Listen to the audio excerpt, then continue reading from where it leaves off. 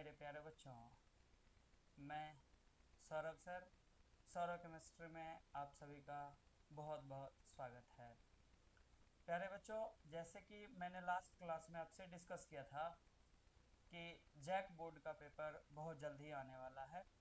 तो JAC board के लिए हमने कुछ सीरीज लाया था। उन सीरीज का जो पहला सीरीज था वो हमने कल डिस्कस किया। ये रिकॉर्डेड लेक्चर है, इसे आप बिल्कुल ये मत समझें कि सर आपने कंटेंट कम दिया, ये ऐसा कुछ भी नहीं है। मैंने आपको जितना ज़रूरत है मैंने कंटेंट इसमें भर भर के दिया। कल भी दिया, आज भी देंगे और अगले सीरीज में भी आपको देंगे। हम उम्मीद करते हैं कि कल जो भी मैंने आपको पढ़ाया था वो आपको अच्छे से समझ में आया होगा। तो आज उसी सीरीज का ये दूसरा पार्ट है और आज हम लोग डिस्कस करने वाले हैं 2022 यानी 2022 के पीवाईक्यूज।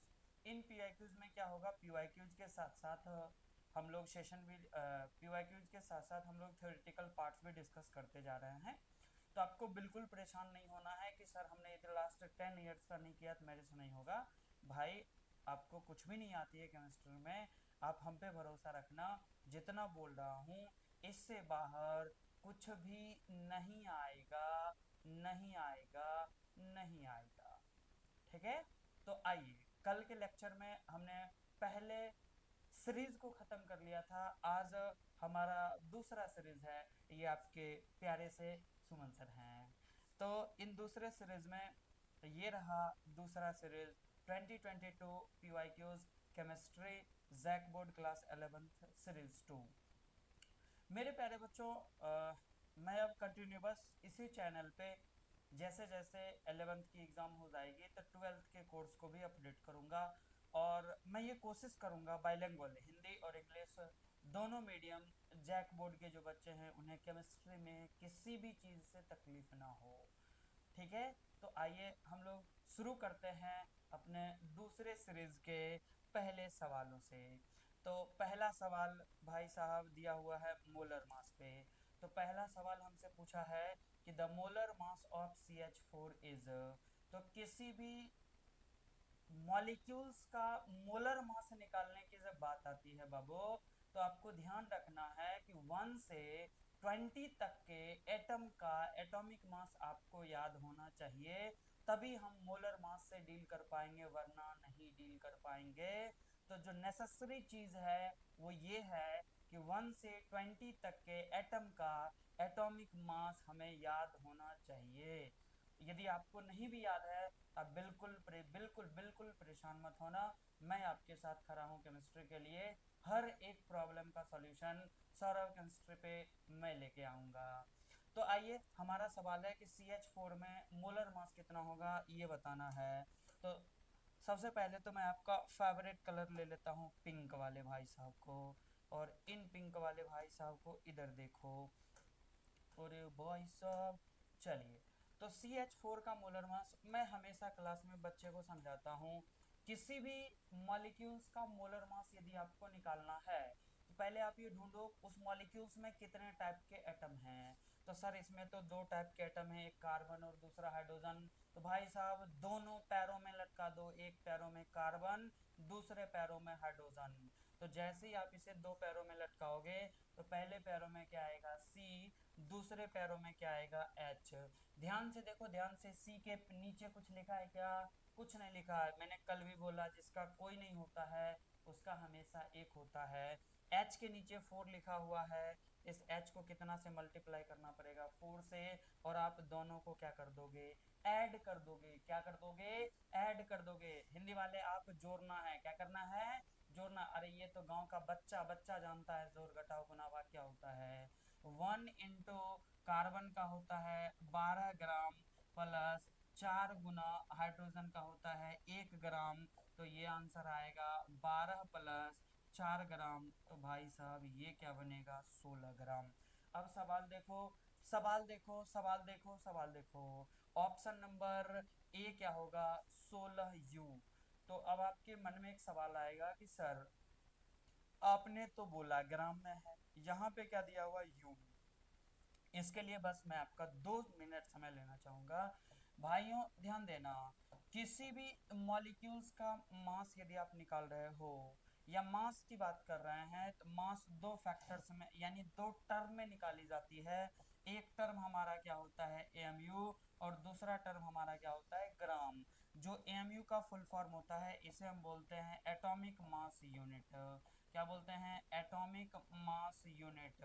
और ये जो जी होता है इसे हम बोलते हैं ग्राम एटॉमिक मास। क्या बोलते हैं ग्राम एटॉमिक मास। ये जो एटॉमिक मास यूनिट होती है ये सिर्फ और सिर्फ और सिर्फ और सिर्फ एक एटम के लिए निकाली जाती है। जब एक मोल एटम की बात करेंगे तो हमेशा हमेशा हम निकालेंगे उसका मोलर मास। क्या निकालेंगे मोलर मास। और एक मोल मॉलिक्यूल्स की जो मास होती है वो कभी भी एमयू यूनिट में नहीं आके वो ग्राम यूनिट में आती है। और इसी का जो स्टैंडर्ड फॉर्म होता है इसी को हम बोलते हैं यू। क्या बोलते हैं इसी को बोलते हैं यू। तो यहाँ से जो हमारे पहले सवाल का करेक्ट आंसर होगा ये हो जाएगा 16 यू या फिर 16 ग्राम। क्या हो जाएगा 16 यू या फिर 16 ग्राम। आइए हमारा दूसरा अगला सवाल है। हमारा अगला सवाल है कि the ratio of number of moles of solute to the total number of moles in solution is called. करें किसी विलयन में विलय के मोलों एवं विलयन में उपस्थित कुल मोलों की संख्या के अनुपात को क्या कहते हैं। तो मैंने कल बोला था कि किसी विलयन में किसी विलयन में विलय के मोलों की संख्या बटे विलयन के आयतन यदि लीटर में दिया हुआ है तो आप उसे बोलते हो मोलरता। क्या बोलते हो मोलरता। और विलय के मोल की संख्या बटे विलायक का भार केजी में तो आप उसे बोलते हो मोललता। ये पूछ रहा है किसी विलयन में विलय के मोलों की संख्या विलयन में उपस्थित कुल मोलों की संख्या के अनुपात को क्या कहते हैं। तो ऑप्शन नंबर हो जाएगा सी, इसे आप बोलते हो मोल फ्रैक्शन या फिर क्या बोलते हो मोल प्रभाज। क्या बोलते हो मोल फ्रैक्शन या फिर क्या बोलते हो मोल प्रभाज। अब यहाँ पे कुछ बच्चे ऐसे होंगे जो कहेंगे सर मेरे को नहीं बुझाया। भाई एक मिनट देना। आप मान लो ये एक डब्बा है, ये क्या है एक डब्बा है, और इस डब्बे में मुझे कोई सॉल्यूशन यानी विलयन बनाना है। तो हमें दो अवयव लाने पड़ेंगे, एक लाना पड़ेगा ए कंपोनेंट और एक लाना पड़ेगा बी कंपोनेंट। तो ए के कुछ ना कुछ मोल्स होंगे। तो जो ए के मोल्स होते हैं मैं उसे बोल दूंगा Na, और जो बी के मोल्स हो जाएंगे मैं उसे बोल दूंगा Nb। तो आप ही बता दो इस डब्बे में टोटल मोल्स कितने होंगे। तो टोटल मोल्स हो जाएंगे Na प्लस Nb। अब हम मान के चलते हैं कि जो अवयव ए है ये विलय है। अवयव ए क्या है विलय है, यानी विलय को हम बोलते हैं सॉल्यूट। और जो अवयव बी है ये विलायक है, विलायक को हम बोलते हैं सॉल्वेंट। इसका मतलब यदि हमें मोल फ्रैक्शन ऑफ ए निकालना है तो एन ए अपॉन डब्बे में टोटल मोल्स कितने हैं। तो डब्बे में टोटल मोल्स हो जाएंगे N A plus N B. और यदि हमें निकालना है एक्स एक्स बी या फिर जाई बी बोलते हैं, क्या बोलते हैं एक्स बी या फिर जाई, mole fraction of B, Hindi वाले बोलते हैं बी का मोल प्रभाज। ये किसके बराबर होगा ये बराबर होगा मोल्स ऑफ बी बटा moles of A plus moles of B. मैं तो कह रहा हूँ मैं तो कह रहा हूँ मैं तो कह रहा हूँ ध्यान से सुन लेना। ये सौरभ सर का मेंटोस है। किसका है आप याद कर लो, ये सौरभ सर का मेंटोस है। जिसके मोल प्रभाज या मोल फ्रैक्शन बोलेगा उसके मोल्स को ऊपर में रखना है। कहाँ रखना है ऊपर में, और बट्टा कर देना है कुल मोलों की संख्या, वो अपने आप आ जाएगा मोल प्रभाज। क्या आ जाएगा मोल प्रभाज। तो यहाँ से जो दूसरे सवाल का आंसर है वह है मोल प्रभाज या फिर मोल फ्रैक्शन। आइए हमारा अगला सवाल कर the amount of CO2 that could be produced when 1 mole of carbon is burnt in air। करे कि एक मोल कार्बन को वायु में जलाने पर कितना CO2 बनेगा आपको ये बताना है। तो भाई साहब आप CO2 बना लो, कार्बन को जला रहे हो, तो याद रखना यह एक दहन अभिक्रिया या फिर कंबस्शन रिएक्शन है। क्या बोला क्या बोला क्या बोला दहन अभिक्रिया या फिर कंबस्शन रिएक्शन है। तो आप देखो ये लिखोगे C plus O2 changes to CO2। पहला काम रिएक्शन बैलेंस्ड है यानी अभिक्रिया संतुलित है। यदि अभिक्रिया संतुलित है तो CO2 का जो मोलर द्रव्यमान होगा ये कितना हो जाएगा 44 ग्राम तो हमारा करेक्ट ऑप्शन नंबर सी। और ये भी कितना हो जाएगा, 44 ग्राम। कितना हो जाएगा, 44 ग्राम। अगला सवाल, correct the SI unit of temperature is.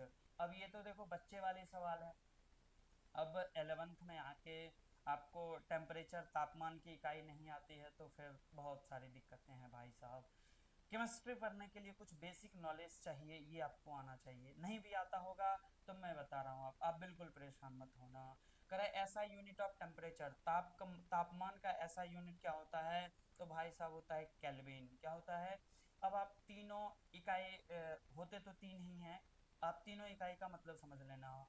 यदि हमें किसी वायुमंडल का या फिर किसी चीज का बॉडी का टेम्परेचर मापना होता है तो हम डिग्री फ़ारेनहाइट में रखते हैं। कहाँ रखते हैं, डिग्री फ़ारेनहाइट में रखते हैं। दूसरा नंबर कि यदि किसी वस्तु का तापमान मेजर करना है, यदि किसी वस्तु के टेम्परेचर को मापना होता है तो हम उसे मापते हैं। हेलो हेलो, मैं ऑडिएबल, सॉरी टेक्निकल इश्यूज के कारण। हाँ सॉरी, मैंने ये बोल रहा हूँ कि तापमान का जो ऐसा यूनिट है ये हमारे पास क्या हो जाएगा, केल्विन। क्या हो जाएगा, ये हो जाएगा केल्विन। आइए हमारा अगला सवाल, correct 60 gram of an organic compound on analysis in found to have carbon 24 gram, hydrogen 4 gram and oxygen 32 gram. The empirical formula of compound is. मैंने आपको लास्ट क्लास में भी दो बातें बताया था कि एक होता है आणविक सूत्र और एक होता है मूलानुपाती सूत्र। आणविक सूत्र का सबसे सरल अनुपात को ही हम बोलते हैं मूलानुपाती सूत्र यानी एम्पेरिकल फार्मूला।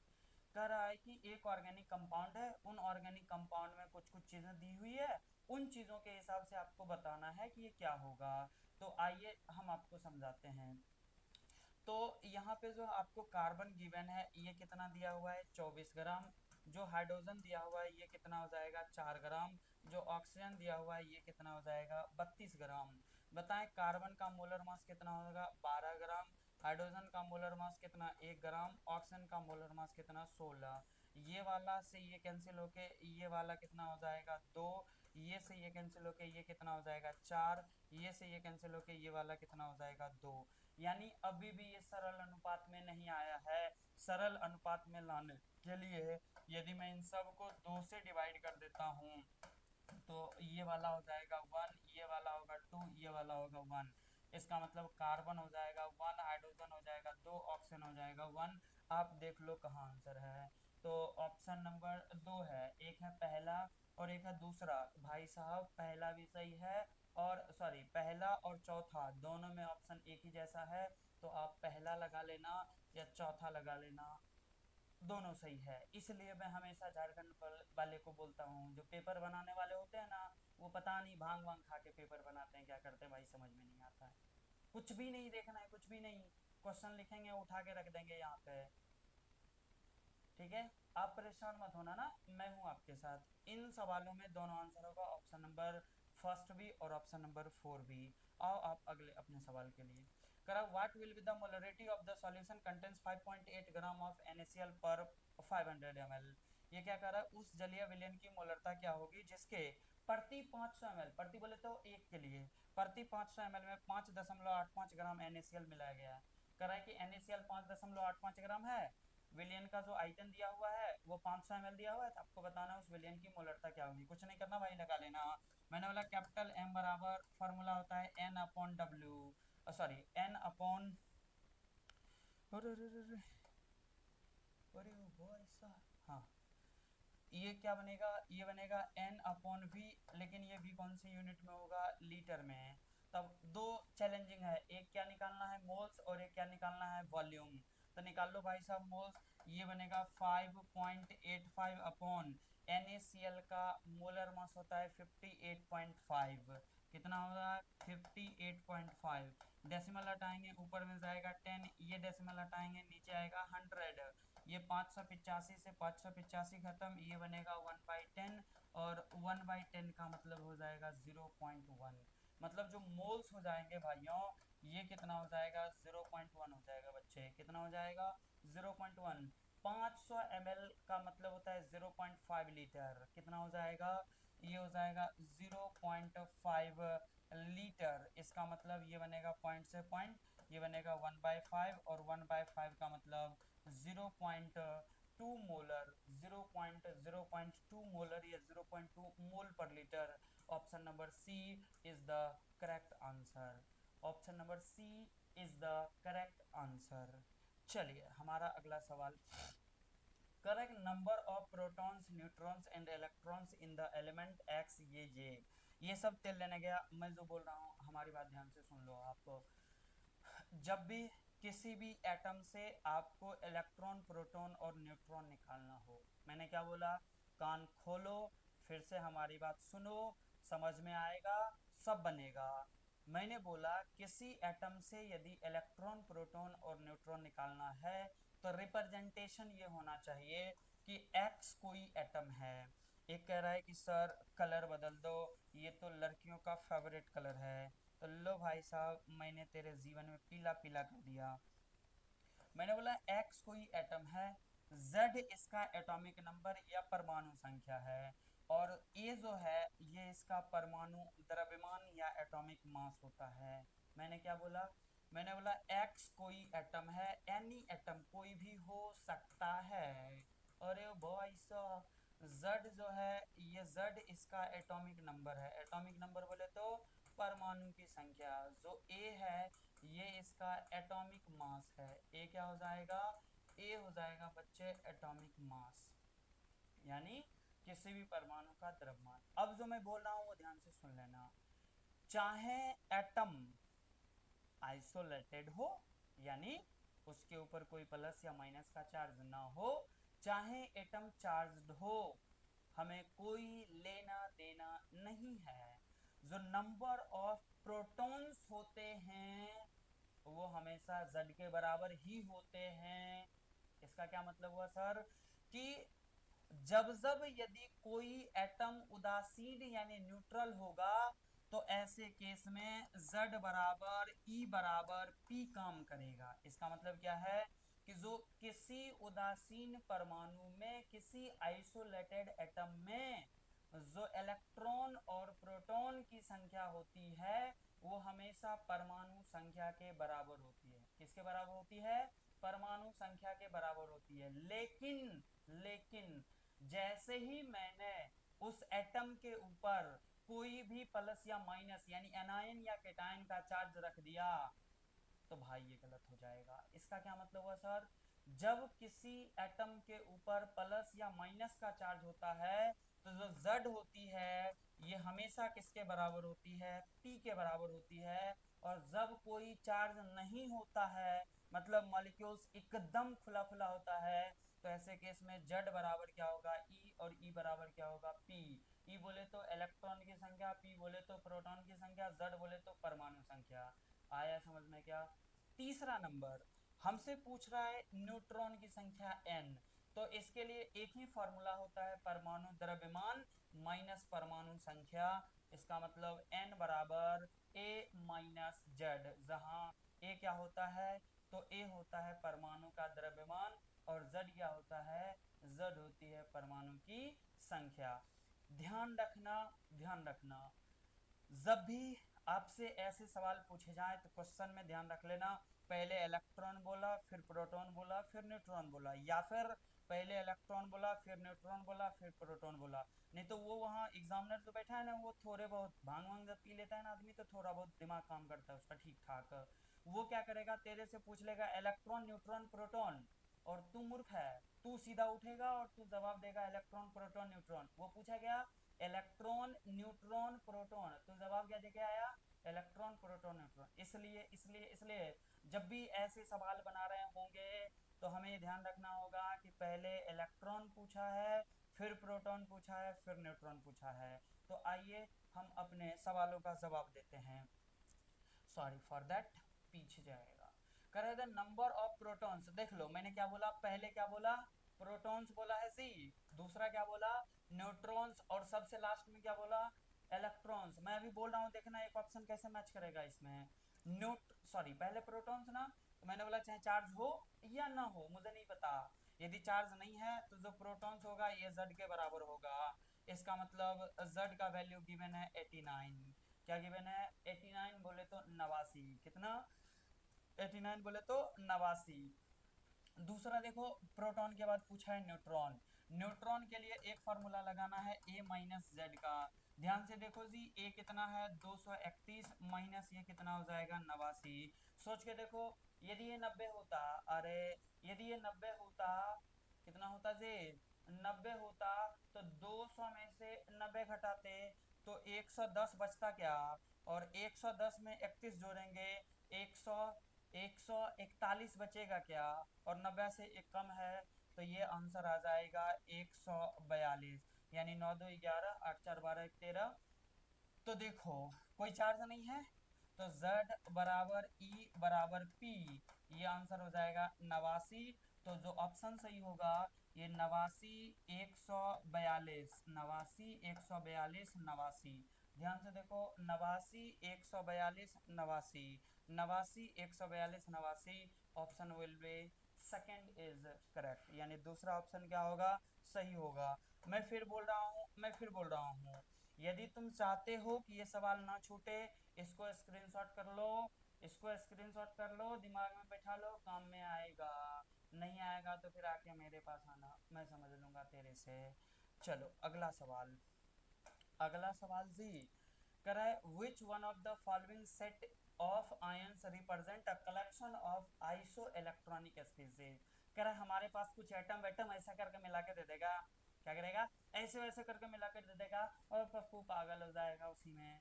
मैंने कल ही बोला था ना, जब भी आइसो इलेक्ट्रॉनिक बोले तो एक ही बात चेक करना कि नंबर ऑफ इलेक्ट्रॉन्स किसमें बराबर है।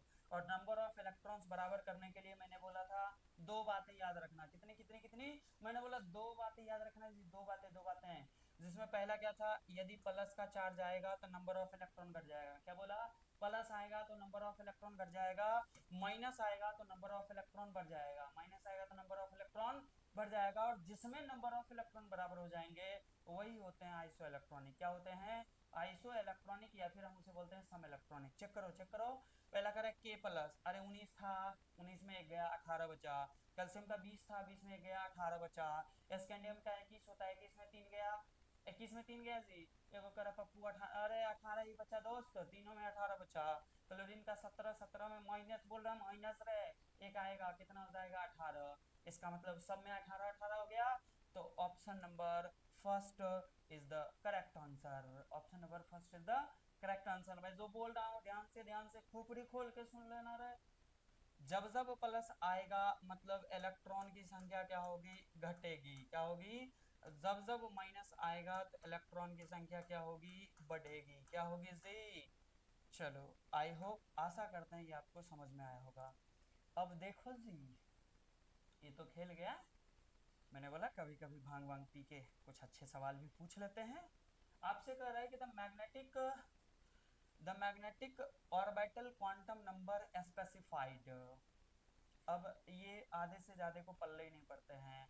याद करो, मैंने कल कुछ बोला था।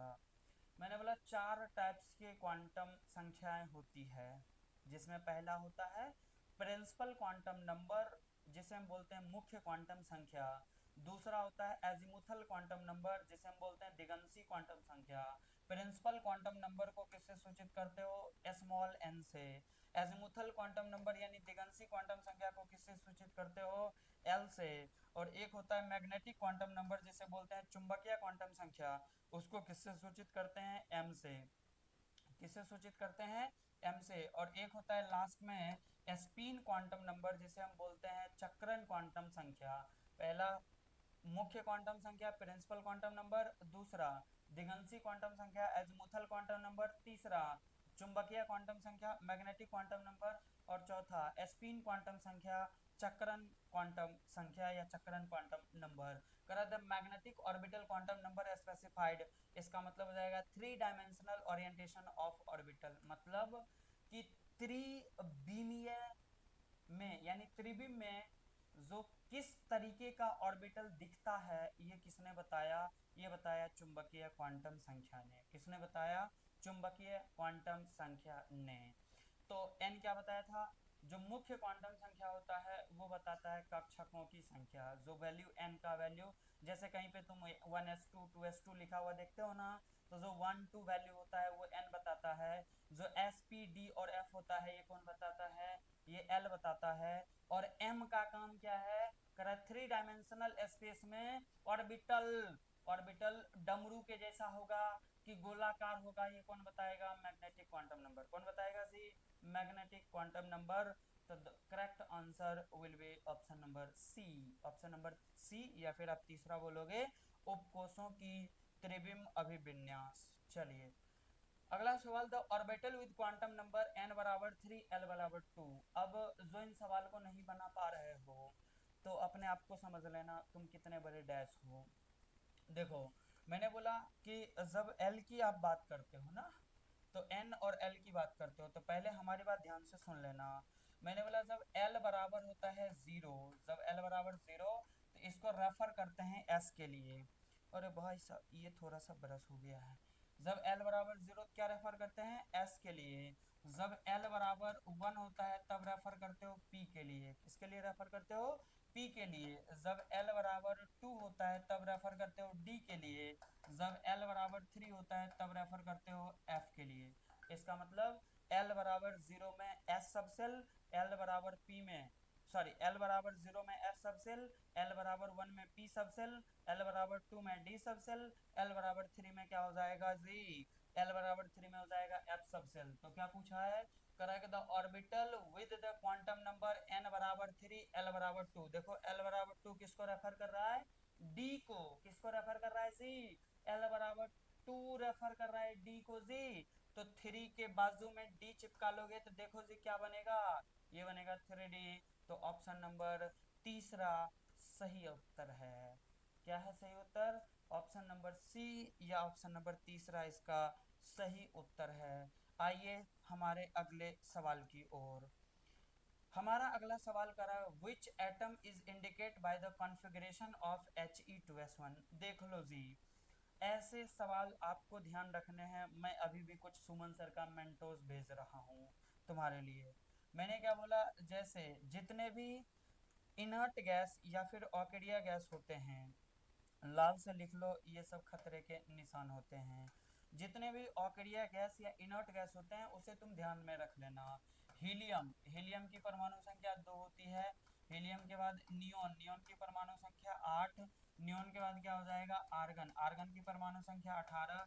आर्गन के बाद क्रिप्टन, क्रिप्टन का परमाणु संख्या 36। क्रिप्टन के बाद हो जाएगा जेनॉन, जेनॉन का परमाणु संख्या हो जाएगा 54। और जेनॉन के बाद हो जाएगा रेडॉन, रेडॉन का परमाणु संख्या हो जाएगा 86।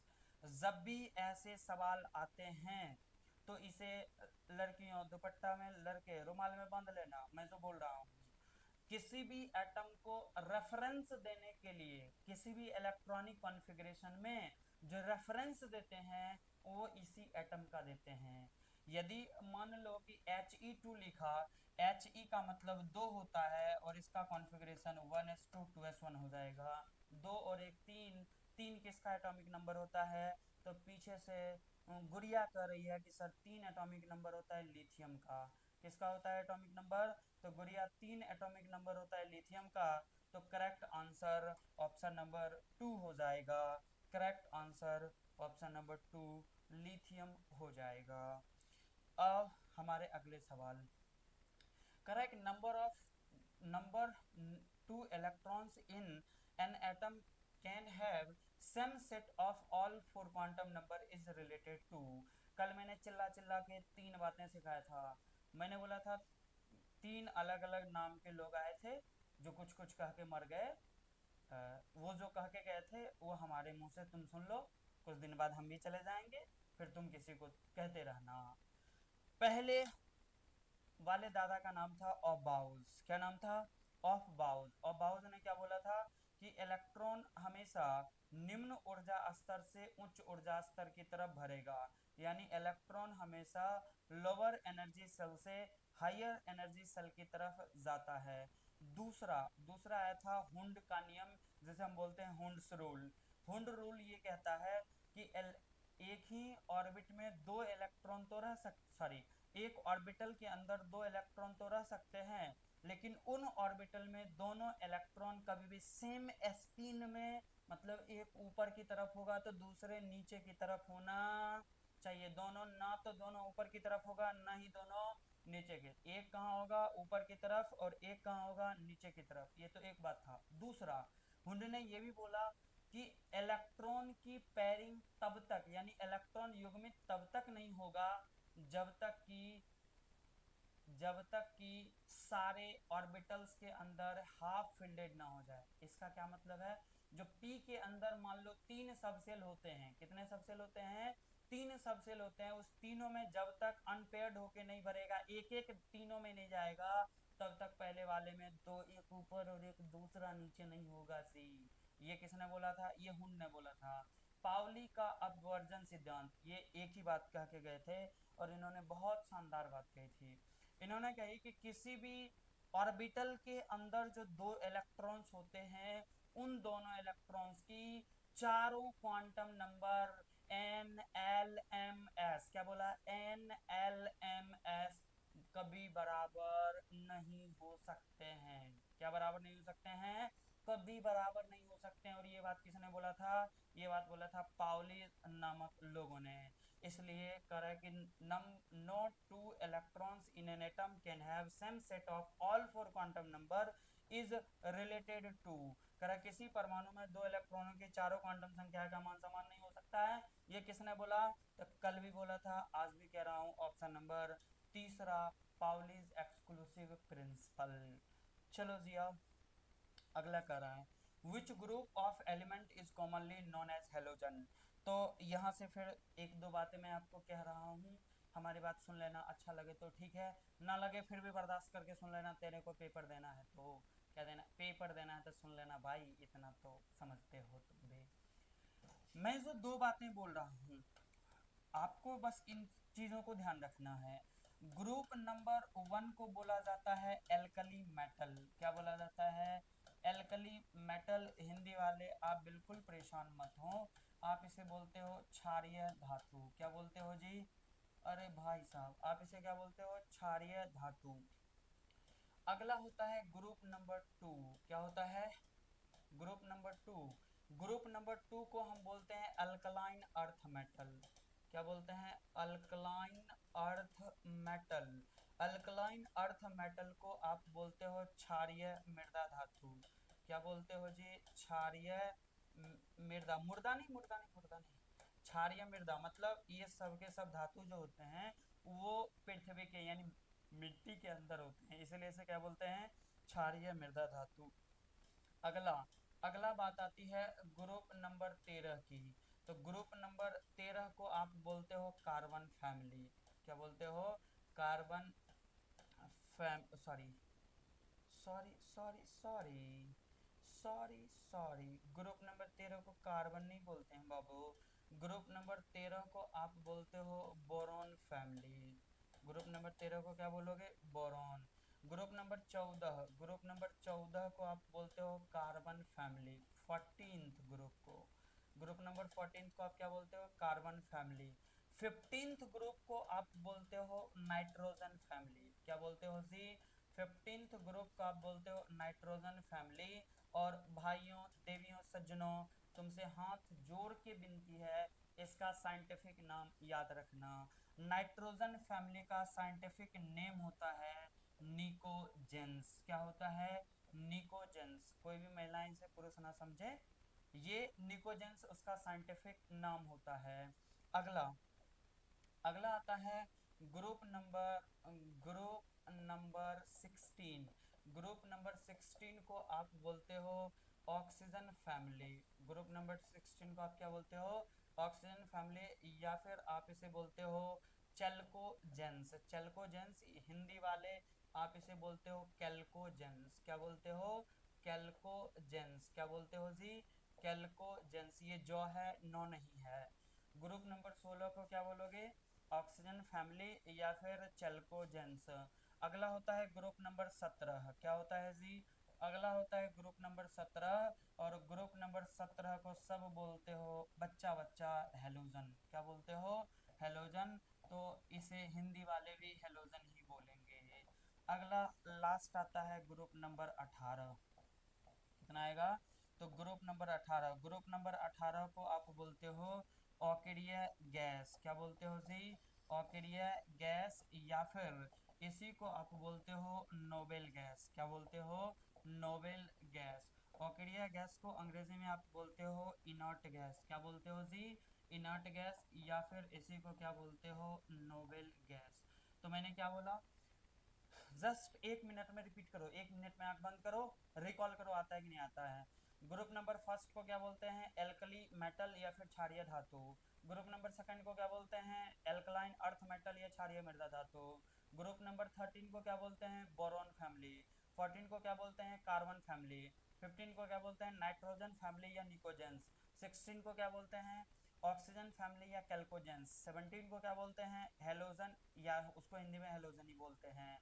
18 को क्या बोलते हैं? ऑर्किडिया गैस या फिर नोबेल गैस। अंग्रेजी में उसे भी क्या बोलते हैं? इनर्ट गैस या फिर नोबेल गैस। तो आओ अब इन सवालों का जवाब आप उम्मीद करते हैं लगा लो। Which group of the element commonly known as halogen. तो भाई साहब इसका आंसर क्या हो जाएगा? ग्रुप नंबर 17 या समूह 17। अगले सवालों का जवाब दोगे आप। Which one of the following configuration has highest ionization energy. अब ये आयोनाइजेशन एनर्जी क्या है, तो ध्यान से सुनना। आयोनाइजेशन एनर्जी मतलब आयोनाइजेशन एनर्जी का मतलब ये होता है, इसे हिंदी में बोलते हैं आयनन ऊर्जा। क्या बोलते हैं? इसे हिंदी में बोलते हैं आयनन ऊर्जा। किसी भी एटम के आउटर सेल से एक इलेक्ट्रॉन निकालने में, ध्यान से सुनना जी, किसी भी एटम के आउटर सेल से एक इलेक्ट्रॉन निकालने में जितनी ऊर्जा, यानी जो भी अमाउंट ऑफ एनर्जी रिक्वायर्ड होता है, जितनी ऊर्जा की आवश्यकता होती है, उसी को आप बोलते हो आयनन ऊर्जा, आयोनाइजेशन एनर्जी। कुछ लोग उसी को वैज्ञानिक प्रवृत्ति के कहते हैं आयनन एंथैल्पी।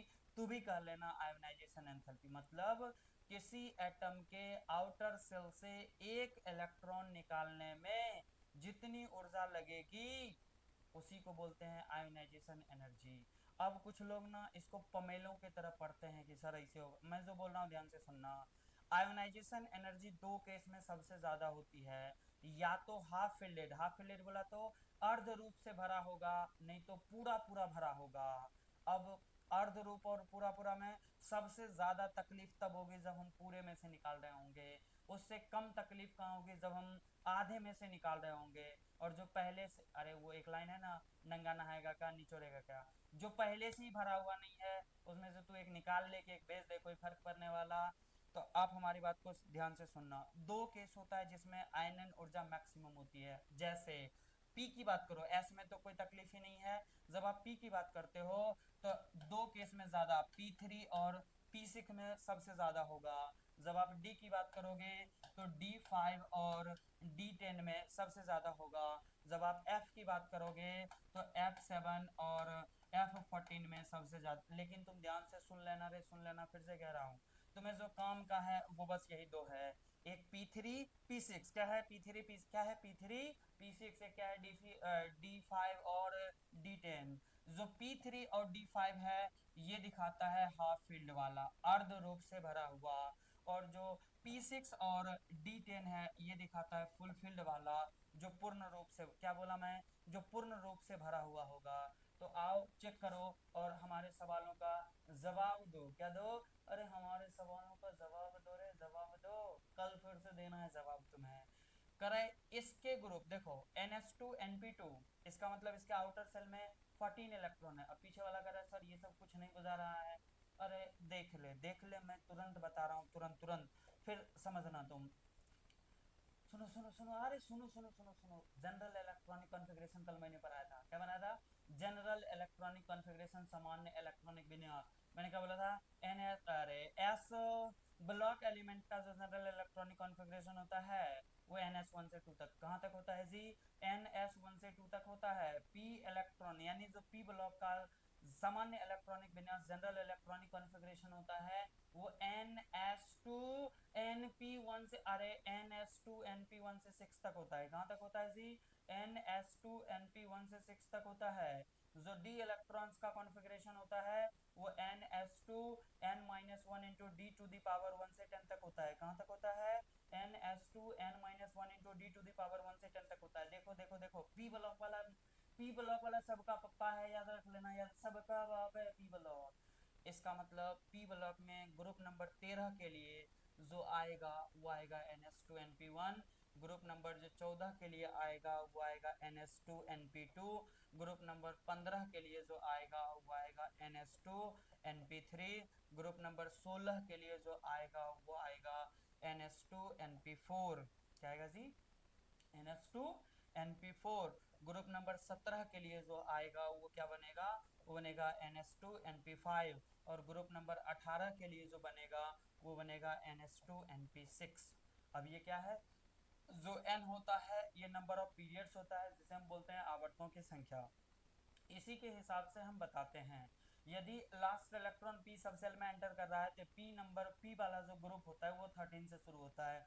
पमेलो तुम्हें बाद में समझ में नहीं आएगा तो तुम इसे लिख लेना ग्रुप और इसे लिख लेना इलेक्ट्रॉनिक कॉन्फ़िगरेशन। ग्रुप नंबर 13 का इलेक्ट्रॉनिक कॉन्फ़िगरेशन NS2NP2, 14 का सॉरी NS2NP1, 14 का NS2NP2, 15 का NS2NP3, 16 का NS2NP4, 17 का NS2NP5 और 18 का NS2NP6। दूसरा बात और ध्यान रखना, जब जब आप लेफ्ट से राइट जाते हो, on moving from left to right, आवर्त में बायां से दायां जाने पर आयनाइजेशन एंथैल्पी यानी आयनन ऊर्जा का मान बढ़ती है। आवर्त में बायां से दायां जाने पर आयनाइजेशन एंथैल्पी यानी आयनन ऊर्जा का मान बढ़ती है, जबकि ऊपर से नीचे आने पर आयनन ऊर्जा का मान घटती है यानी आयोनाइजेशन एंथैल्पी का मान घटता है।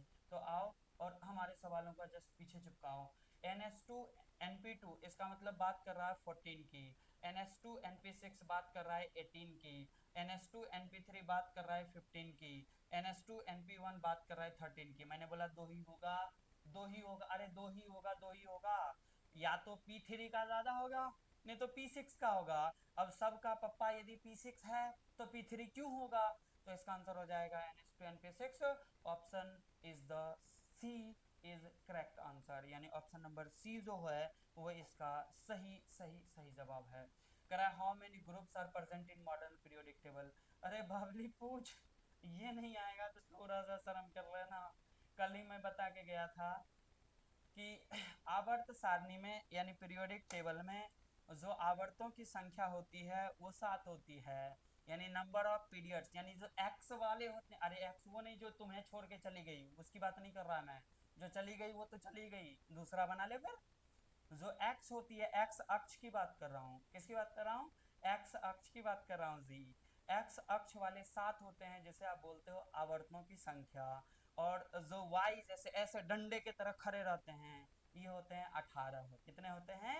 18। तो जो वाई वाला होता है उसे बोलते हो वर्ग, जो एक्स वाला होता है उसे बोलते हो आवर्त। तो आपसे क्या पूछा? हाउ मेनी ग्रुप्स, अरे ग्रुप्स बोले तो आधुनिक आवर्त सारणी में और फिर देखो ये पमेलो है, ग्रुप्स बोला तो इसे वर्ग समूह देना चाहिए था, पीरियड्स बोलता तो इसे आवर्त समूह देना चाहिए था। ये पागल है, मैं बोल रहा हूँ ये पागल है। कभी कभी अच्छे सवाल भी पूछ लेते हैं, कभी कभी तो ऐसे पूछते हैं, खास करके हिंदी में तो ऐसी की तैसी करके रखे हैं। हिंदी का समझ में नहीं आता है कि केमिस्ट्री की ऐसी की तैसी कर दिए हिंदी में, या फिर हिंदी सब्जेक्ट का ही ऐसी का तैसी कर दिए हैं। ये मेरे को नहीं बुझाता है कभी कभी ये क्या करते हैं जैक बोर्ड वाले। ये उन तक भी पहुंचा देना यदि वो सुन रहे होंगे तो, कम से कम होश आवाज से क्वेश्चन तो बनाए। हमारे जैसे लोग अब झारखंड में आ गए हैं।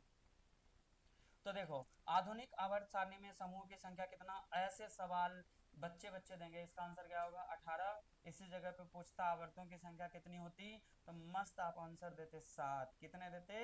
7 देते जी, 7। चलिए हमारा अगला सवाल कर रहा है कि outer electronic configuration of F block. अब देखो देखो रे देखो, तुम्हें लगता होगा कि ऐसे ही सौरभ सर कहते हैं क्या? नहीं जी, पिछले कुछ वर्षों का ठीक ठाक अनुभव है और वही अनुभव तुम्हारे सामने में बता रहा हूँ।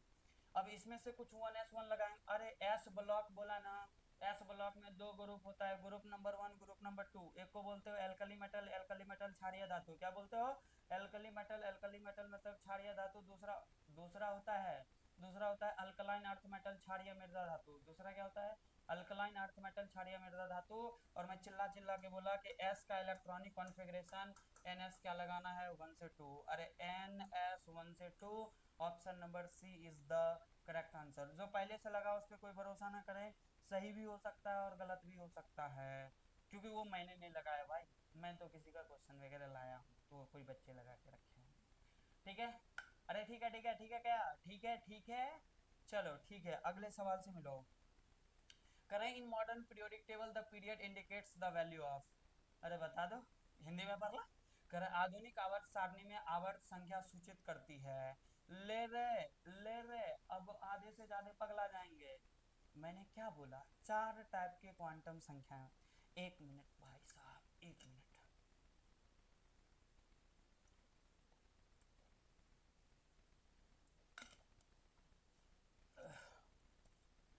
मैंने क्या बोला कि 4 टाइप की क्वांटम संख्या होती है।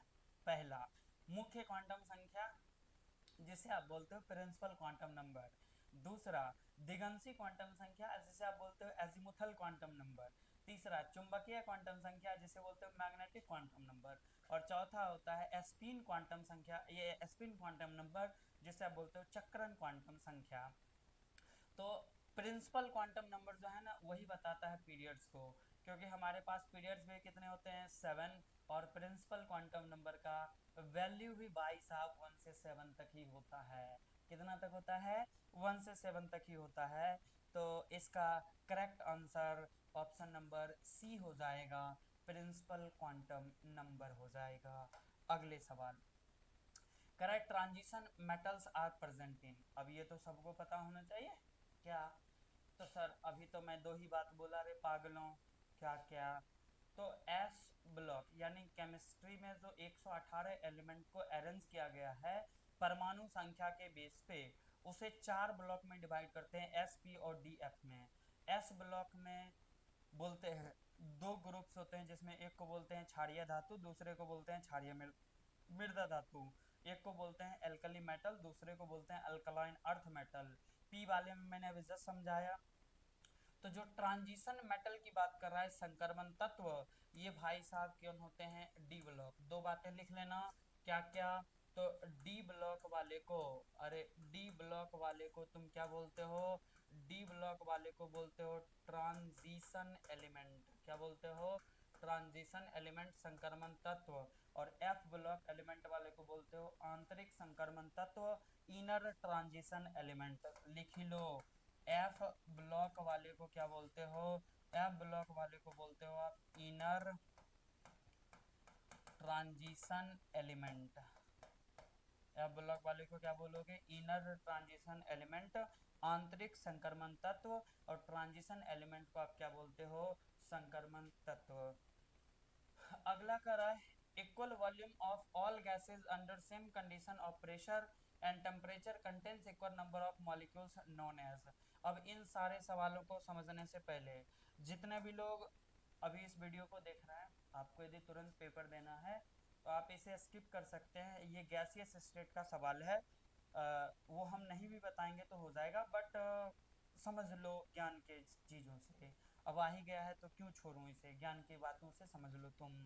ज्ञान की बातें ये है कि सबका बाप जो 12th में होता है गैसियस स्टेट में, वो होता है आइडियल गैस, या फिर जिसे तुम आदर्श गैस बोलते हो, PV is equal to nRT. तुम ध्यान से देखो, ध्यान से देखो, ऐसा किसी ने नहीं सिखाया होगा, मैं सिखा रहा हूँ, सुन लेना। इसमें P क्या है, P मतलब प्रेशर यानी दाब, V मतलब वॉल्यूम यानी आयतन, N मतलब मोल्स की संख्या यानी मोल की संख्या, R कांस्टेंट है, R क्या है, पहले से कांस्टेंट है। और T हमारा क्या होता है, टेम्परेचर जिसे तापमान बोलते हो। एक बात सोच के देखो कि जो R पहले से कांस्टेंट है, तो तुम जानबूझ के कितना कांस्टेंट बना सकते हो। तो ज्योति कर रही है कि सर 5 है, P V N R T जिसमें एक पहले से है, तो 4 कांस्टेंट हम और बना सकते हैं, तू बना ले। और जैसे जैसे एक बार कांस्टेंट करेगा, मैं एक नियम दूंगा, दूसरा कांस्टेंट करेगा, दूसरा दूंगा, तीसरा करेगा, तीसरा दूंगा, चौथा करेगा, चौथा दूंगा, और सारे नियम खत्म हो जाएंगे। अरे बुझाया क्या, सब बुझाएगा। देखो, जब बात कांस्टेंट प्रेशर की करोगे, यानी जब P कांस्टेंट होगा, जब P क्या होगा, कांस्टेंट, तब इसे बोलते हो चार्ल्स लॉ, जिसे हम बोलते हैं चार्ल्स का नियम।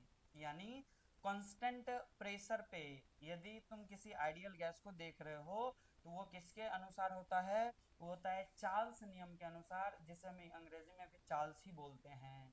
जब कांस्टेंट टेम्परेचर की बात करते हो, किसकी बात करते हो, जब कांस्टेंट टेम्परेचर की बात करते हो तब ये बनता है बॉयल्स लॉ, जिसे हम बोलते हैं बॉयल का नियम। अरे ये अंडा बॉयल नहीं करना है जी, बॉयल्स एक साइंटिस्ट का नाम था, बॉयल्स एक साइंटिस्ट का नाम था, और उन्होंने बोला जब जब कांस्टेंट को जब जब टेम्परेचर को कांस्टेंट करोगे तो कौन सा लॉ आएगा, बॉयल्स लॉ। तीसरा कर रहा है जब भी कांस्टेंट होगा, भी बोले तो वॉल्यूम या आयतन, जब भी कांस्टेंट होता है तब इसे हम बोलते हैं गे लुसेक लॉ। क्या बोलते हैं, गे लुसेक लॉ। क्या बोलते हैं, गे गे लुसेक लॉ या गे लुसेक का नियम। और जब n कांस्टेंट होता है, अरे जब n कांस्टेंट होता है तब इसे बोलते हो एवोगाड्रो का नियम। क्या बोलते हो, एवोगाड्रो का नियम, या फिर इसे हम बोलते हैं एवोगाड्रोस लॉ। तो आइए और अगले सवालों को आप तुरंत तुरंत चिपकाएं आंसर।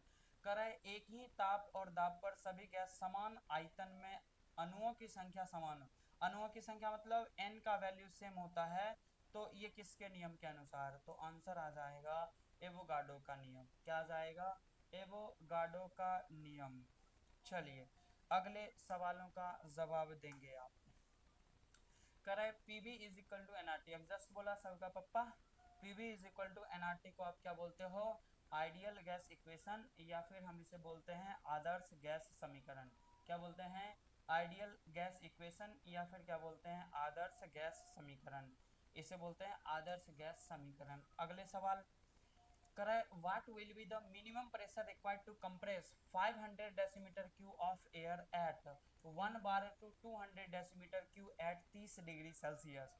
करे 30 डिग्री ताप एवं 1 बार दाब पर वायु के 500 डेसीमीटर क्यूब आयतन को 200 डेसीमीटर क्यूब तक संपीड़ित करने के लिए कितना न्यूनतम दाब की आवश्यकता होगी। समझ लो रे, एक बैलून में मैं ठूस ठूस के हवा भर दिया, क्या कर दिया, एक बैलून में ठूस ठूस के हवा भर दिया, और उसी बैलून को किसी वॉल पे रख के दबा रहा हूँ, या तो बैलून फट जाएगा नहीं तो आयतन घट जाएगा। अरे उसी को बोलते हैं संपीड़ित। क्या बोलते हैं, संपीड़ित। संपीड़ित का मतलब होता है किसी चीज को कंप्रेस करना। क्या होता है, किसी चीज को कंप्रेस करना। देखो इन सवाल में कुछ नहीं है, 1 मिनट में देखो कैसे आंसर आएंगे। पहले तो ये बताओ जितने भी गणित वाले हैं तेरी लंका लगा दूंगा मैं, 1 डेसीमीटर क्यूब बराबर क्या होता है, तो भाइयों 1 डेसीमीटर क्यूब बराबर होता है 1 लीटर। कितना होता है, 1 लीटर। जैसे 1 मीटर क्यूब बराबर 1000 होता है, 1 सेंटीमीटर क्यूब बराबर 1 ml होता है, उसी तरीके से 1 डेसीमीटर क्यूब बराबर 1 लीटर होता है।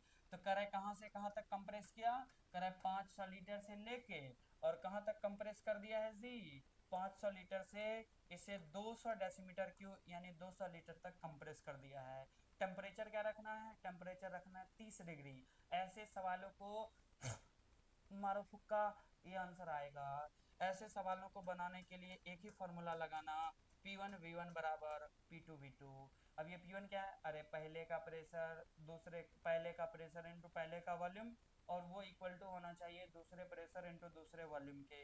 बताओ P1 कितना दिया, तो पहला प्रेशर दिया हुआ है 1 बार, इनटू वॉल्यूम कितना दिया हुआ है, तो वॉल्यूम दिया हुआ है 500 डेसीमीटर क्यूब, इनटू बोलो सॉरी बराबर बराबर बराबर P2 आपको निकालना है, इनटू देखो इधर इनटू है नीचे ले जाओ, ये डिवाइड में कितना हो जाएगा 200 डेसीमीटर क्यूब।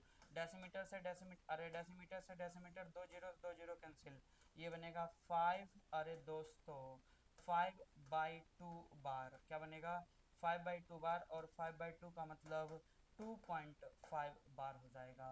तो correct answer is option number 2।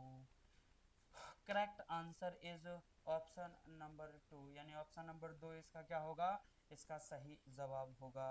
अगला सवाल कर रहा है V/T बराबर कांस्टेंट, ब्रैकेट में कर रहा है n, P कांस्टेंट इज। देखो V/T कांस्टेंट का क्या मतलब है, ध्यान से सुनना। कराए n कॉमा पी कांस्टेंट, तो देखो प्रेशर कांस्टेंट होगा, प्रेशर क्या होगा, कांस्टेंट। अभी जस्ट मैंने बोला कि पीबी इज इक्वल टू क्या होता है, एनआरटी, क्या होता है, एनआरटी। तो ध्यान से देखो, इस पी को इधर ले आओ, तो पी को इधर लाओगे तो भी, इस टी को इधर ले आओ तो भी बटा टी बराबर एन आर अपॉन देखो पी हो जाएगा। ये कह रहा है एन और पी को कांस्टेंट करना है, तो n और p कांस्टेंट करोगे, देखो ये भी एक कांस्टेंट है, इसका मतलब जो v बाई टी होगा ये एक कहीं ना कहीं क्या बताएगा, कांस्टेंट। और मैंने अभी जस्ट बोला, इसीलिए मैंने वो सवाल लिखे थे, जब जब p कांस्टेंट होगा तो चार्ल्स लॉ, t कांस्टेंट होगा बॉयल्स लॉ, v कांस्टेंट होगा गैलोसेक लॉ, और n कांस्टेंट हो जाएगा तो एवोगाड्रो लॉ। इसका आंसर, करेक्ट आंसर क्या हो जाएगा, चार्ल्स लॉ, या फिर क्या बोलते हैं, चार्ल्स का नियम, चार्ल्स लॉ, या फिर क्या बोलेंगे, चार्ल्स का नियम। देखो करे the relationship between the three variable P V and T by combination Boyle's law बोल रहा है सी, एंड क्या, चार्ल्स लॉ बोल रहा है। तो लगा लो, करे बॉयल्स लॉ और चार्ल्स लॉ को करे द रिलेशनशिप बिटवीन, चलो ठीक है। तो आप एक काम करो, यहाँ पे एक सवाल बनाओ, चार्ल्स लॉ में पी कांस्टेंट होता है, चार्ल्स लॉ में क्या होता है, पी कांस्टेंट, बॉयल्स लॉ में क्या होता है, टी कांस्टेंट। ध्यान से सुनना जी, ध्यान से, चार्ल्स लॉ में क्या होगा, सॉरी, चार्ल्स लॉ में क्या होगा, पी कांस्टेंट, बॉयल्स लॉ में क्या होगा, टी कांस्टेंट। ये किसका बनेगा, ये बनेगा बॉयल्स का नियम, और ये किसका बनेगा, ये बनेगा चार्ल्स का नियम। यानी चार्ल्स लॉ में पी कांस्टेंट, बताओ पी वी बराबर क्या हो रहा है, एन आर टी, यहाँ पे क्या होगा, ये बनेगा पी वी बराबर क्या बन जाएगा, एन आर टी। अब ध्यान से सुनो, ये कह रहा है पी कांस्टेंट है, अरे क्या बोल रहा है जी, ये कह रहा है पी कांस्टेंट है, पी कांस्टेंट है एन कांस्टेंट हो जाएगा, इसका मतलब इसको करो, ये बनेगा v बाई टी बराबर कांस्टेंट। अरे सुनो, v बाई टी बराबर क्या बन जाएगा, ये बन जाएगा कांस्टेंट। यहाँ देखो टेम्परेचर कांस्टेंट है, तो टेम्परेचर कांस्टेंट है, आर कांस्टेंट, ये कांस्टेंट, तो ये क्या बनेगा, ये बनेगा Pb is equal to constant बनेगा जी, क्या बनेगा, Pb is equal to constant. यदि तुम ध्यान से देखोगे तो ये बनेगा V बाई टी बराबर P इंटू वी। अरे अरे अरे दोस्तों, गलती हो गई क्या, हाँ ठीक है, क्या है, V V V, T constant है, तो ये तीनों कांस्टेंट हो जाएगा, ये क्या बनेगा, P इंटू वी, उधर P कांस्टेंट है तो इधर भेज दो, तो V बाई टी बराबर कांस्टेंट। तो यदि आप यहाँ से देखोगे तो V से V कैंसिल हो जाएगा, और ये बनेगा P इंटू टी, करे P into T, P into T गलत है जी, P1 V1 अपॉन T1 बराबर कांस्टेंट, P1 V1 T1 बराबर कांस्टेंट। एक मिनट एक मिनट एक मिनट भाई, एक मिनट देखो, देखो इसका आंसर आप लगा लेना option number two, P1 V1 upon T1 बराबर P2 V2 अपॉन T2। इसका मतलब क्या है, जब इसको ओवरऑल सॉल्व करोगे तो PB upon T is equal to ये क्या आ जाना चाहिए, ये आ जा, मैंने कहीं शायद गलती कर दिया है पीछे, एक मिनट मुझे समय दो, Pb is equal to n R T V by T, pressure constant है, ठीक है, तो ये बनेगा Pb upon T, Pb upon T, ठीक है, इसको थोड़ा सा देख लेना होगा, देख लेना, इसका आंसर क्या होगा, P1 V1 अपॉन T1 बराबर P2 V2 अपॉन क्या हो जाएगा, T2। मतलब जो आना चाहिए रिलेशन, ये करेक्ट आना चाहिए, Pb upon T is equal to constant, क्या आना चाहिए, Pb upon T is equal to constant आना चाहिए जी। चलो इसको मेरे हिसाब से आप हटा लो, इसका कोई वो मतलब नहीं है, अरे ओ भाई साहब,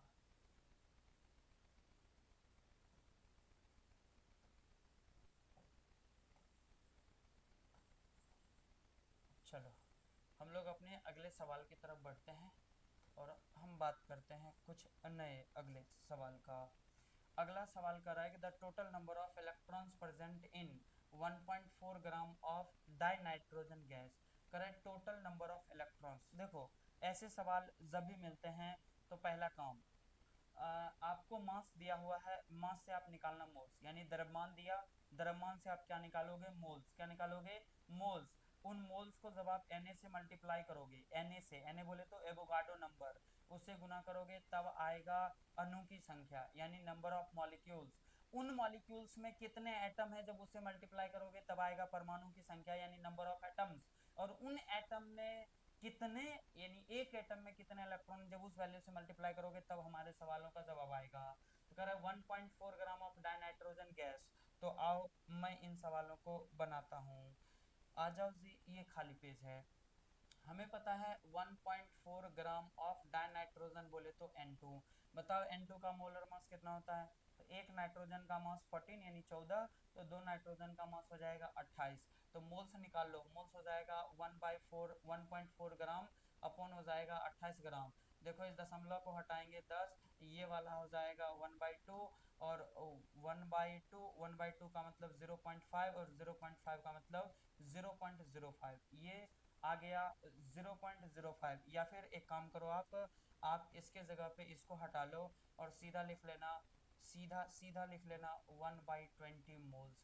मैंने बोला इसको जब आप Na से मल्टीप्लाई करोगे ये आता है मॉलिक्यूल्स। एक मॉलिक्यूल्स N2 में कितने एटम हैं, तो आंसर आएगा 2।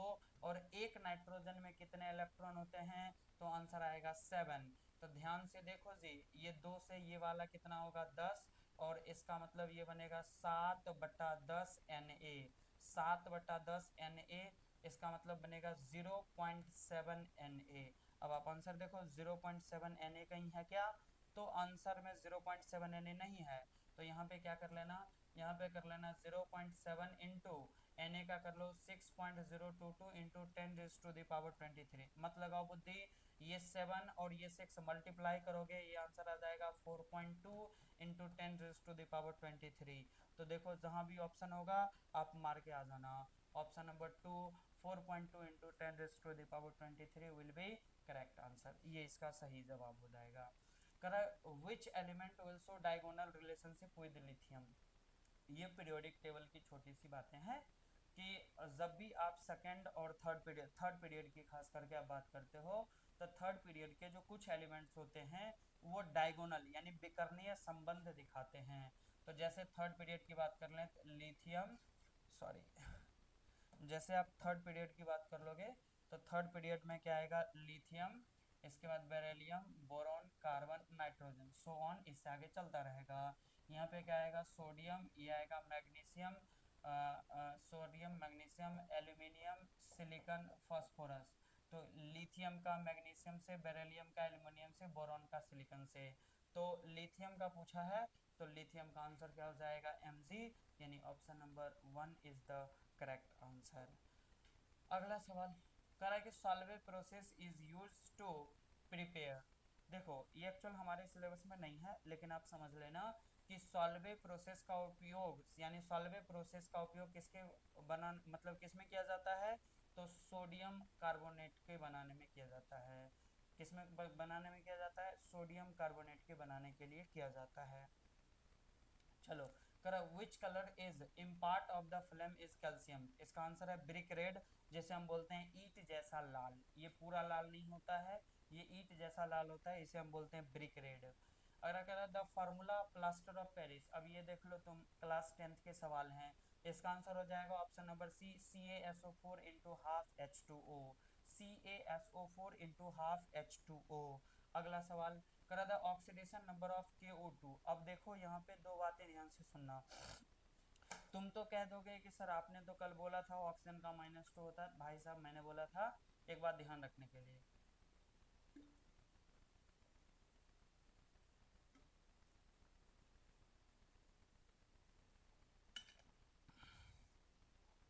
आपको ध्यान क्या रखना है, ध्यान ये रखना है कि जब भी हम ऑक्सीजन की बात करते हैं तो जनरली हम ऑक्साइड्स की बात करते हैं। यहाँ पे ये जो KO2 है ये सुपर ऑक्साइड के फॉर्म में होता है, और सुपर ऑक्साइड के फॉर्म में ऑक्सीजन का जो ऑक्सीडेशन स्टेट होता है वो 1/2 होता है। कितना होता है, 1/2 होता है। तो -1/2 इंटू टू कितना हो जाएगा 1, और इस 1 को यदि तुम राइट हैंड साइड में ले जाओगे ये आंसर हो जाएगा +1, यानी यहाँ पे पोटासियम कौन सा ऑक्सीडेशन स्टेट में आएगा, +1 में आएगा। कौन सा ऑक्सीडेशन स्टेट में आएगा, +1 ऑक्सीडेशन स्टेट में आएगा। अगला देखो जी, कल भी मैंने बोला था, मैंने जब भी आइसोमर के सवाल आते हैं तो तुम एक बात ध्यान रखना कि सबका बाप एक ही होना चाहिए। खास करके फंक्शनल ग्रुप आइसोमर के सवाल जब भी आते हैं तो ये ध्यान रखना होता है कि क्या दोनों मॉलिक्यूल्स के मॉलिक्यूलर फार्मूला सेम है या अलग अलग हैं।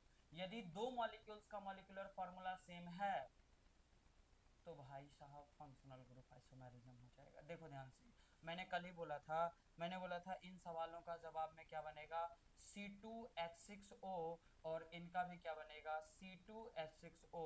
इस दोनों का मॉलिक्यूलर फार्मूला सेम है, लेकिन यहाँ पे जो फंक्शनल ग्रुप है वो एस्टर का है और यहाँ पे फंक्शनल ग्रुप अल्कोहल का है, इसलिए ये क्या बनेगा, फंक्शनल ग्रुप आइसोमर्स। क्या बनेगा, फंक्शनल ग्रुप आइसोमर्स। ये भी सवाल लास्ट ईयर मतलब कल की क्लास में हो गया था। मैंने बोला था देखो 1 2 3 4 5 6, तीसरे ब्रांच पे क्या जुड़ा हुआ है, तीसरे ब्रांच पे जुड़ा हुआ है इथाइल। क्या जुड़ा हुआ है, इथाइल, हिंदी वाले एथिल बोलते हैं। तो देखो 3 इथाइल ऑप्शन नंबर 1 में ही है, तो ऑप्शन नंबर पहला क्या हो जाएगा, सही हो जाएगा। ऑप्शन नंबर पहला क्या होगा, सही होगा। देखो ये करा heterolytic cleavage of CX bond. अब हेट्रोलाइटिक का मतलब क्या होता है, मान लो एक बॉन्डिंग में दो इलेक्ट्रॉन है, एक पप्पू का है और एक गीता का है, और जब भी उस बॉन्ड को हम तोड़ रहे हैं तो पप्पू दोनों इलेक्ट्रॉन लेके चला गया, तो पप्पू पे कौन सा चार्ज आएगा, माइनस, और गीता पे कौन सा चार्ज आ जाएगा, प्लस। इसका मतलब जब भी एक CX बॉन्ड की बात करते हैं यानी कार्बन हेलोजन बॉन्ड की, तो इस CX बॉन्ड में जो हेलोजन की इलेक्ट्रोनेगेटिविटी विद्युत ऋणात्मकता होती है वो कार्बन की कंपेयर में ज़्यादा होती है, तो ये बॉन्ड का दोनों इलेक्ट्रॉन हेलोजन लेकर भाग जाएगा, तो C पे कौन सा चार्ज आएगा, पॉजिटिव, और X पे कौन सा चार्ज आएगा, निगेटिव। इसका मतलब C पे जब भी कोई पॉजिटिव चार्ज आती है तो वो बनाता है कार्ब धनायन। क्या बनाएगा बच्चे, वो बनाएगा कार्ब धनायन। चलिए हमारा अगला सवाल करें, विच one of the following is not electrophile. कल भी ये सवाल शायद डिट्टो आया था, आज भी ये सवाल आ गया, आप लगा लेना। इसका आंसर हो जाएगा Cl- और ऑप्शन नंबर 2 Cl-। चलिए अगले सवाल की तरफ बढ़ते हैं। कर the following reaction is an example of electrophilic substitution, nucleophilic substitution, elimination, addition. तो अभी तो आप ये रट लो, क्लास जब आप 12th में जाओगे तो उसके 12th में ऑर्गेनिक में भर भर के पढ़ना SN1 क्या होता है, SN2 क्या होता है। SN1 मतलब न्यूक्लियोफिलिक सब्स्टिट्यूशन रिएक्शन, और SN2 का मतलब उसी का है, न्यूक्लियोफिलिक सब्स्टिट्यूशन रिएक्शन का दो पार्ट है। तो SN1 और SN2 आपको वहाँ पढ़ना होगा। अभी तो ये एग्जांपल किसका हो जाएगा, न्यूक्लियोफिलिक सब्स्टिट्यूशन रिएक्शन का। अगला देखो, the correct order of carbocation stability, तो इसका ऑप्शन नंबर क्या हो जाएगा, फर्स्ट, यानी कार्ब धनायन के स्थायित्व को ऑप्शन नंबर पहला का ये सही ऑर्डर है। करा alkaline earth metal belongs to, मैंने क्या बोला, एल्कली मेटल ग्रुप नंबर 1 की बात करता है, alkaline earth metal group number 2 की बात करता है। एल्कली मेटल किसकी बात करता है, ग्रुप नंबर 1 की, यानी क्षारीय धातु ग्रुप नंबर 1 का। क्षारीय मृदा धातु किसका हो जाएगा, ग्रुप नंबर 2 का। तो इसका आंसर क्या हो जाएगा, ग्रुप नंबर 2 वर्ग संख्या 2, ग्रुप नंबर 2 वर्ग संख्या 2। अगला कह रहा है कि bond order of He2 molecules is. देखो यदि आप अच्छे से केमिकल बॉन्डिंग पढ़े होते तो एक लास्ट में थ्योरी आता है मोटी, मोटी मतलब इतनी मोटी नहीं, और मोटी का मतलब होता है molecular orbital theory. Molecular orbital theory से जब भी हम इसका बॉन्ड ऑर्डर निकालते हैं तो मॉलिक्यूलर ऑर्बिटल थ्योरी से जो बॉन्ड ऑर्डर का फॉर्मूला होता है, बॉन्ड ऑर्डर बराबर ये बनता है हाफ ऑफ क्या बनेगा, NB माइनस Na। मतलब एंटी बॉन्डिंग में कितने इलेक्ट्रॉन हैं वो, माइनस बॉन्डिंग में कितने इलेक्ट्रॉन हैं वो, इस दोनों का जो डिफरेंस का जो आधा होता है वो इसका बॉन्ड ऑर्डर होता है। According to MOT, according to MOT जो हीलियम का बॉन्ड ऑर्डर होता है वो 0 होता है, इसलिए हीलियम कोई भी बॉन्ड नहीं बनाता है और ये एक मोनो एटॉमिक गैस, एक परमाणविक गैस होती है। चलिए अगला सवाल कर रहा है कि द फार्मूला ऑफ क्विकलाइम, बिना बुझा हुआ चूना का सूत्र क्या होगा? तो भाई साहब ये सब तो 9वें 10वें की बात है, कैल्शियम ऑक्साइड हो जाएगा। अगला कह रहा है कि ये क्या है? तो देखो देख के ही लग रहा है कि 6 कार्बन से बने हुए एक डब्बे हैं और इन डब्बे को आप बोलते हो साइक्लोहेक्सेन। क्या बोलते हो? साइक्लोहेक्सेन। यदि 4 कार्बन से कोई डब्बा बनता है तो उसे बोलते हैं साइक्लोब्यूटेन। 3 कार्बन से बनता है तो साइक्लोप्रोपेन। 2 कार्बन से कोई डब्बा बन नहीं सकता है, कम से कम 3 चाहिए, अधिक से अधिक पता नहीं। तो जब 3 कार्बन से बनता है तो साइक्लोप्रोपेन, 4 से बनता है तो साइक्लोब्यूटेन, 5 से बनता है साइक्लोपेंटेन, 6 से बना है तो साइक्लोहेक्सेन हो जाएगा। अगला सवाल कर रहा है कि the particular polluted smoke in the present, कणकीय प्रदूषक धुंध उपस्थित होते हैं, तो इसका आंसर हो जाएगा क्षोभ मंडल में, ट्रोपोस्फेयर में। क्या हो जाएगा? क्षोभ मंडल में, ट्रोपोस्फेयर में। ये था हमारा सीरीज 2 और ये हमने आपको 40 सवालों का डिस्कशन खत्म कर दिया। तो अब बस एक छोटी सी बात आप लोगों के लिए, और ये छोटी सी बात क्या है? Thank you. और थैंक यू के साथ साथ ये रहे आपका मुस्कुराता हुआ चेहरा। और तो एक कह रहा है कि सर एक ही बनाए, दूसरा क्यों नहीं बनाए? तो ये लो रे, ये लो, ये लो, ये लो, ये लो। मैंने इसके हेयर को अच्छे से सीधे कर दिया, तो तूने समझ लेना मैंने थैंक यू किसको किसको बोला। मैंने थैंक यू दोनों को बोला। Wish you all the best, take care, bye bye. मिलते हैं फिर से नेक्स्ट एपिसोड में। यदि आप भी हमारे चैनल पे नए हैं तो थोड़ा सा सब्सक्राइब वगैरह तो कर लेना, इतना तो बनता है यार। चलिए मिलते हैं हम लोग फिर से नेक्स्ट एपिसोड में। तब तक के लिए take care, bye bye, love you सबको। हाँ, एक और ज़रूरत सी छोटी सी बात, इसी चैनल पे हम आपसे मिलते रहेंगे, और यदि हमसे कोई पर्सनल जानकारी चाहिए तो आप हमारे कॉन्टैक्ट नंबर को लिख लेंगे और इन कॉन्टैक्ट नंबर पे मैसेज करेंगे ना। मैं कॉल वॉल जल्दी किसी का नहीं उठाता हूँ, तो आप मैसेज कर देना। ये रहा हमारा नंबर, ये रहा 6202072118। नाम आएगा प्यारे से सौरभ सर। 6202 कोई चमकेगा नहीं रहे, 6202072118। फिर से मिलते हैं नेक्स्ट एपिसोड में। तब तक के लिए take care, bye bye, thank you.